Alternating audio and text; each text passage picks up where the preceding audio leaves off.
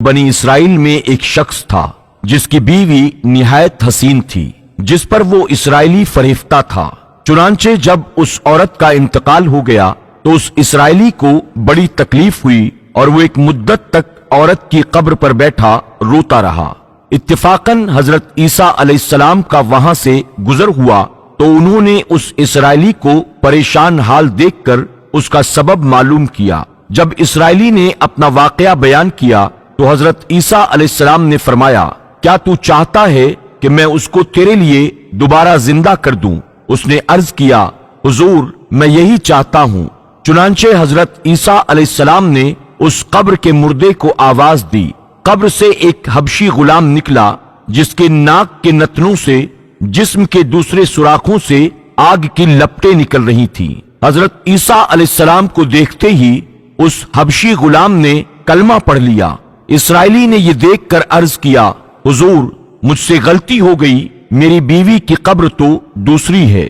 یہ سن کر حضرت عیسیٰ علیہ السلام نے اس حبشی کو حکم دیا، تم واپس اپنی قبر میں چلے جاؤ۔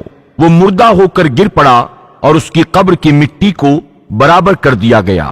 حضرت عیسیٰ علیہ السلام نے اس قبر کی جانب توجہ فرمائی اور حکم دیا کہ صاحب قبر اللہ کے حکم سے زندہ ہو جا۔ اچانک قبر پھٹی اور اس میں سے ایک عورت سر سے گرد جھاڑتی ہوئی باہر آ گئی۔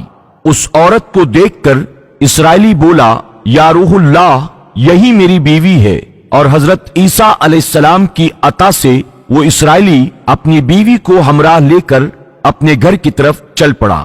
لیکن وہ اسرائیلی ایک عرصے سے جاگا ہوا تھا، اس لیے اس پر نیند کا غلبہ ہو گیا۔ اس نے اپنی بیوی سے کہا، تیری قبر پر گریو زاری اور بیداری نے مجھے ہلاک کر دیا ہے، اس لیے میں چاہتا ہوں کہ کچھ دیر آرام کر لوں۔ بیوی کہنے لگی، ہاں آپ ضرور آرام کریں۔ چنانچہ وہ اسرائیلی بیوی کے زانوں پر سر رکھ کر سو گیا۔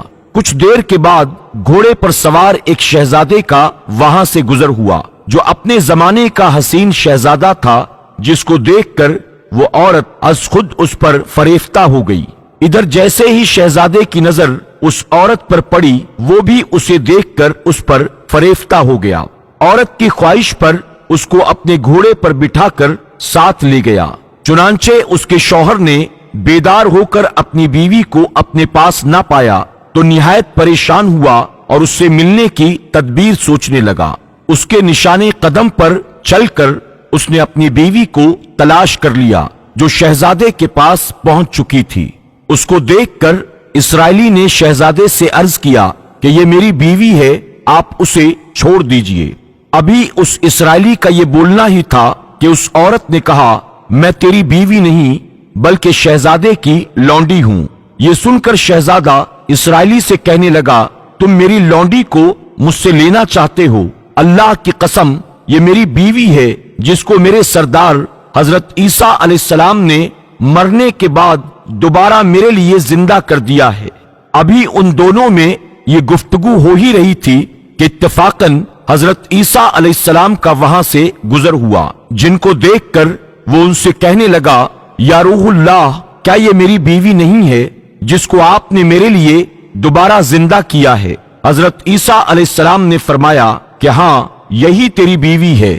یہ سن کر وہ عورت کہنے لگی، یا روح اللہ، یہ شخص جھوٹا ہے، میں تو اس شہزادے کی لونڈی ہوں۔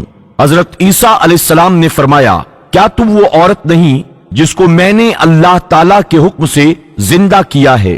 عورت نے کہا، یا روح اللہ، بخدا میں وہ نہیں ہوں۔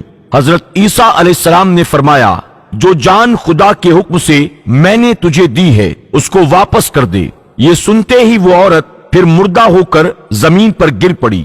حضرت عیسیٰ علیہ السلام نے فرمایا، جو ایسے آدمی کو دیکھنا چاہے جو کافر مرا اور زندہ ہو کر ایمان لایا تو وہ اس حبشی غلام کو دیکھ لے جو پھر ایمان کی حالت میں دنیا سے رخصت ہوا، اور جو کوئی ایسے شخص کو دیکھنا چاہے جو مومن مرا تھا پھر اللہ نے اس کو زندہ کیا اور وہ کافر ہو کر مر گیا تو وہ اس عورت کو دیکھ لے۔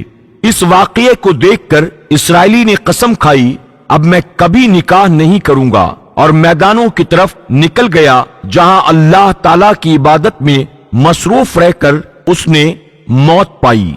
अल्लाह ताला उस पर रहम फरमाए। आमीन या रब्बल आलमीन। आपसे गुजारिश है कि फेसबुक पर हमारे पेज प्यारा दीन को फॉलो करें, लाइक करें और शेयर भी करें। यूट्यूब पर हमारे चैनल प्यारा दीन को सब्सक्राइब करें